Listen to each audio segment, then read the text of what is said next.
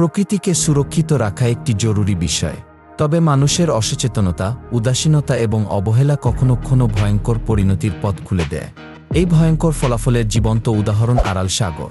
Aral সাগর, যা বর্তমানে প্রায় সম্পূর্ণ নিখোঁজ, একসময় মধ্য এশিয়ার কাজাখস্তান ও উজবেকিস্তান নামক দুটি দেশের বিস্তীর্ণ অঞ্চল জুড়ে ছড়িয়েছিল। আনুমানিক 12,000 বছর আগে এটি গঠিত হয়েছিল।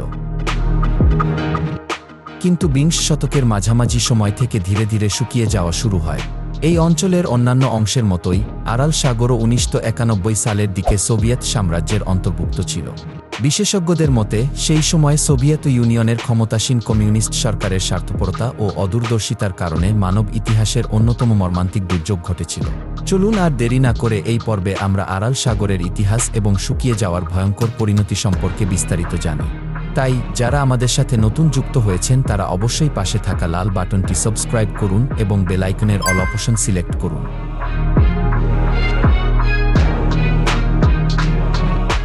ভূবিজ্ঞানের গবেষণায় দেখা যায়, আনুমানিক 30 লক্ষ বছর আগে বর্তমান কাজাখস্তান ও উজবেকিস্তান অঞ্চলে একটি শক্তিশালী ভূমিকম্প সংঘটিত হয়। এর ফলে ওই এলাকায় একটি বিশাল নিম্নাঞ্চল বা ডিপ্রেশন গঠিত হয়। প্রায় 5 লক্ষ বছর পরে, আনুমানিক 25 লক্ষ বছর আগে, সিদ দরিয়া নামক নদী সেই নিম্নাঞ্চলে প্রবাহিত হয়ে একটি বিশাল জলাধার সৃষ্টি করে। কয়েক লাখ বছর পর নদীর পথ পরিবর্তিত হলে প্লাইসিন যুগে সৃষ্ট সেই জলাধার শুকিয়ে যায়।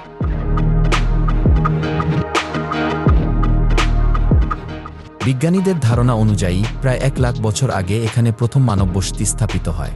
তবে তারা আধুনিক হোমো স্যাপিয়েন্স প্রজাতির মানুষ ছিলেন না। সম্ভবত আধুনিক মানুষের পূর্বপুরুষ হোমো ইরেক্টাস প্রজাতির বংশধররা এখানে বসতি গড়েছিলেন। গত শতাব্দীতে জর্জিয়ার দামিনেসি অঞ্চল থেকে এমন এক ব্যক্তির কঙ্কাল উদ্ধার করা হয়। এই আবিষ্কারের মাধ্যমে বিজ্ঞানীরা তাকে দামিনেসি মানুষ নামে নামকরণ করেন। প্রায় 12,000 বছর আগে আমুদরিয়া নদীর গতিপথ পরিবর্তনের কারণে এই নিম্নাঞ্চলে নতুন এক জলাশয় গড়ে ওঠে। সময়ের সঙ্গে সঙ্গে সেই জলাশয়ের আয়তন প্রায় 68,000 বর্গ কিলোমিটার বা 23,500 বর্গ মাইল পর্যন্ত বৃদ্ধি পায়। আয়তনের দিক থেকে এটি বিশ্বের 4র্থ বৃহত্তম সাগরের মর্যাদা অর্জন করে। স্থানীয় ভাষায় আডাল শব্দের অর্থ দ্বীপপুঞ্জ, তাই এই জলাশয়কে বাংলায় দ্বীপপুঞ্জের সাগর বলা হয়। এক সময় এই জলাশয়ের মধ্যে ছোট বড় প্রায় 1100-টিরও বেশি দ্বীপের উপস্থিতি ছিল। এজন্য স্থানীয়রা এটি এমন নাম দিয়েছিলেন।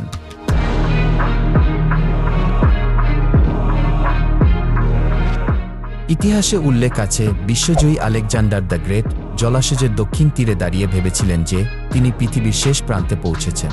চীনের টাং রাজবংশের শাসনকালে এই জলাশয়ের পূর্ব প্রান্তকে চীনের পশ্চিম সীমা হিসেবে গণ্য করা হতো।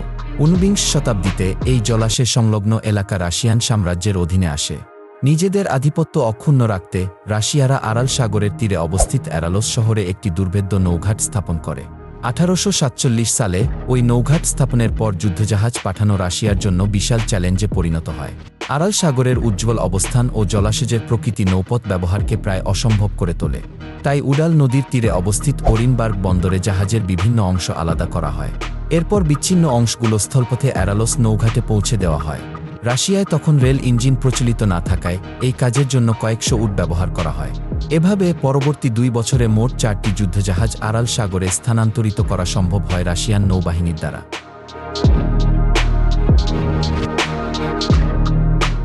এ সময়ের আরাল সাগরের তীরবর্তী জনপদগুলোতে মাছ ধরাই প্রধান জীবিকা প্রাপ্তির উপায় ছিল।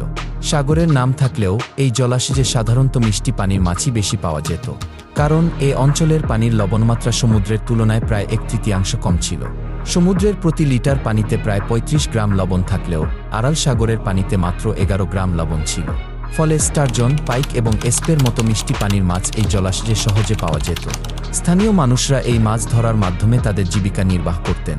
মাছ বিক্রি করে আরাল সাগরের তীরবর্তী জনপদগুলোর মানুষদের অর্থনৈতিক জীবন যথেষ্ট সুষ্ঠুভাবে চলত।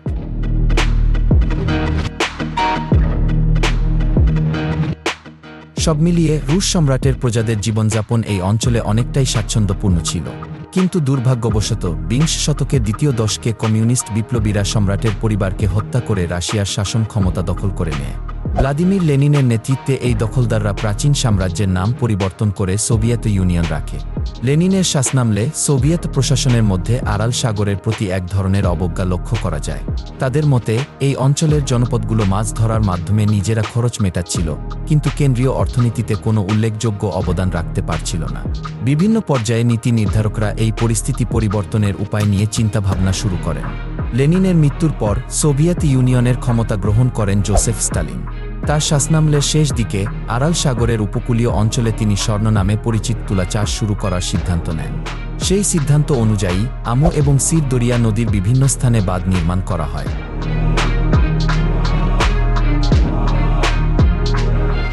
এই বাঁধগুলোর মাধ্যমে নদীর পানি সরাসরি আরাল সাগরে যাওয়ার পরিবর্তে বিস্তীর্ণ তুলার ক্ষেতগুলোকে সেচ দেওয়ার কাজে ব্যবহার করা হতো।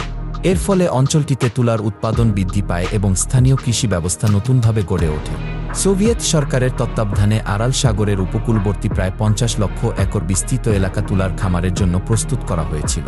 এই বিস্তীর্ণ অঞ্চলে সেচের পানি সরবরাহের প্রয়াসে 1960 সালে আমু এবং সির দরিয়ার মোহনা শুষ্ক হয়ে যায়।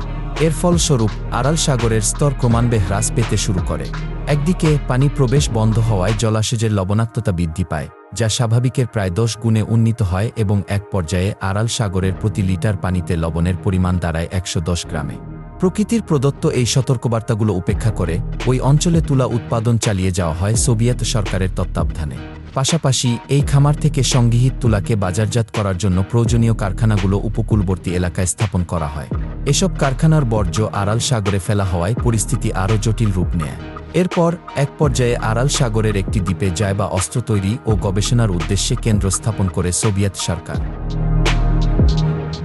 1991 সালে প্রকাশিত নথি অনুযায়ী ওই গবেষণা কেন্দ্রে বিবিধ উন্নত প্রযুক্তি ও জবানুকে শক্তিশালী করার চেষ্টা চলছিল। একদিকে লবণাক্ততা বৃদ্ধি, অন্যদিকে কারখানার বর্জ্যের কারণে পানি দূষণ ঘটায়। এই দুই কারণে গত শতকের 80 দশকের দিকে আরাল সাগরের সব ধরনের মাছ সম্পূর্ণভাবে বিলীন হয়ে যায়।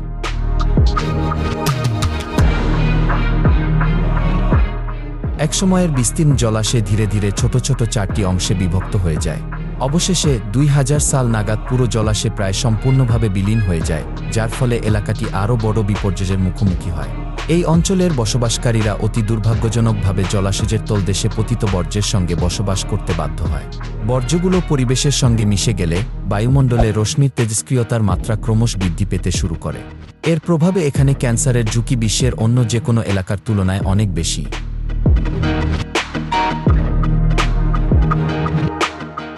সবচেয়ে উদ্বেগজনক হল এই দ্বীপ এবং মূল ভূখণ্ডের মধ্যে দেয়াল হিসেবে বিদ্যমান সাগরের অনুপস্থিতি। ফলে জৈব অস্ত্র সংক্রান্ত গবেষণার কেন্দ্রগুলোর ল্যাবের ইঁদুরগুলো উপকূলীয় জনপদে ছড়িয়ে পড়ে। এই পরিস্থিতির ধারাবাহিকতায় প্রায়ই সেখানে বিউবনিক প্লেগ মহামারীর আকার ধারণ করে। জাতিসংঘের পরিসংখ্যান অনুযায়ী এই অঞ্চলে শিশুদের মৃত্যুহার আফ্রিকার তুলনায় অনেক বেশি। সব মিলিয়ে একসময়ের আরাল সাগর এখন জং ধরা জাহাজের সমাধিতে পরিণত হয়েছে। এর উপকূলে অবস্থিত একসময়ের প্রাণবন্ত জনপদগুলো এখন পরিত্যক্ত।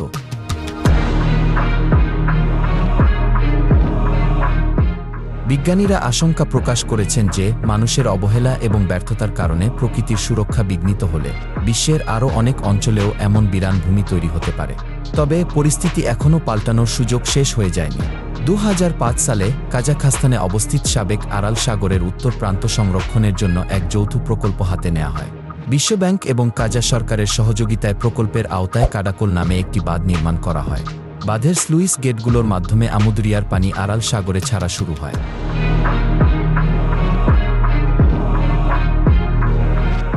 কর্তৃপক্ষের আশা ছিল এই প্রকল্পের মাধ্যমে 1 দশকের মধ্যে আরাল সাগরের উত্তর অংশ তার পূর্বের চেহারা ফিরে পাবে।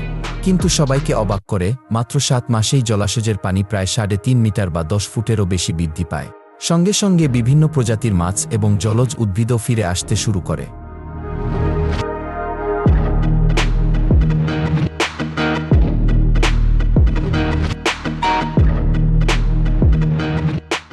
এই আরাল সাগরের ঘটনা মানুষ ও প্রকৃতির সম্পর্কের সংবিধানশীলতার কথা মনে করিয়ে দেয়। একদিকে অদূরদর্শী সিদ্ধান্ত একটি বিশাল সাগর শুকিয়ে দিতে পারে, অন্যদিকে সামান্য সচেতন প্রচেষ্টা প্রকৃতিকে সংরক্ষণের পথ দেখাতে পারে। বাঁধ প্রকল্পের সাফল্য প্রমাণ করে মানুষের অল্প প্রচেষ্টাই প্রকৃতির সুরক্ষায় বড় পরিবর্তন আনতে পারে।